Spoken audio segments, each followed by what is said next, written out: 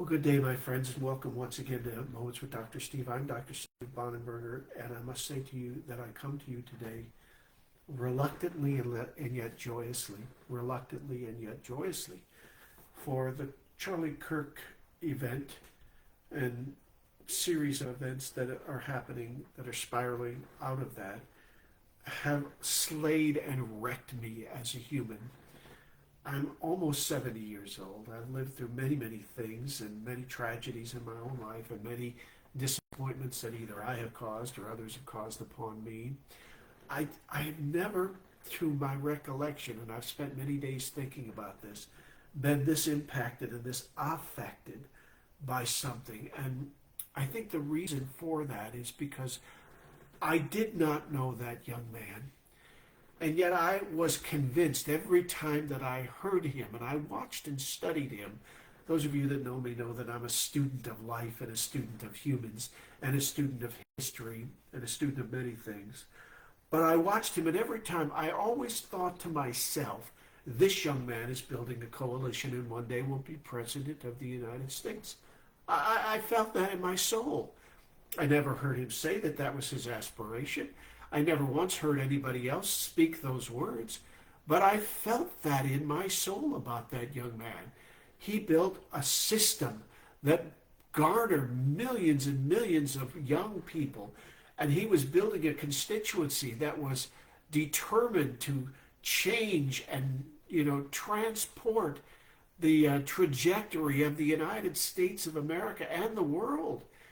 And so for that, there are forces that determine to silence him. You will never convince me. I write fictional tales. Just look at my history. I write fictional tales, all of which, by the way, are based upon tragic and catastrophic events coming to the shores of the United States. One day soon I'll talk about that in more detail as it connects directly to Charlie. But I write these tales. I know something about the mind of evil, huh? C.S. Lewis said when you deal with evil, he said, don't pretty it up. And so I have studied how evil works. I've studied the machinations of how financing works and appears and congeals, and how critical thinking starts to impact outcomes and how plans are put together. I'm a writer of fiction. I know how to build a tale that is designed to create thrill and mystery and intrigue. And you will never convince me that some soul young gunman, age 22, green, who has a rifle that somehow he, swiggles his way up on top of a building, killed this young man. This young man has snuffed out this life. You will never convince me that is the case. But I want you to know I have been struggling with this matter.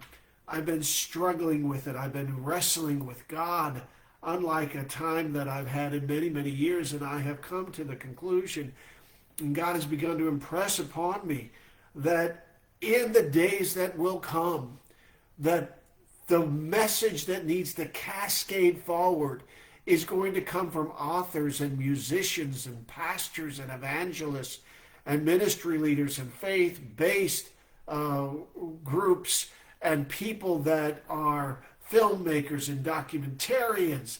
And I believe that what is about to happen is that language is about to be codified.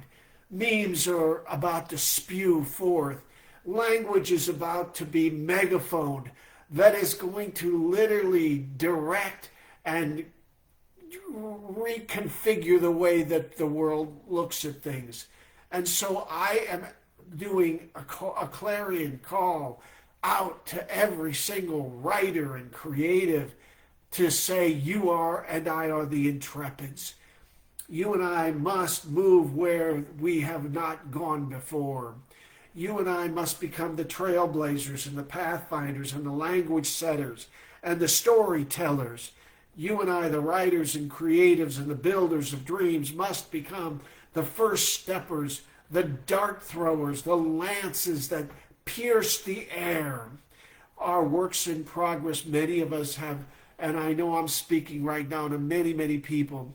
Many people have works in progress that are buried in some dark closet or in some basement somewhere.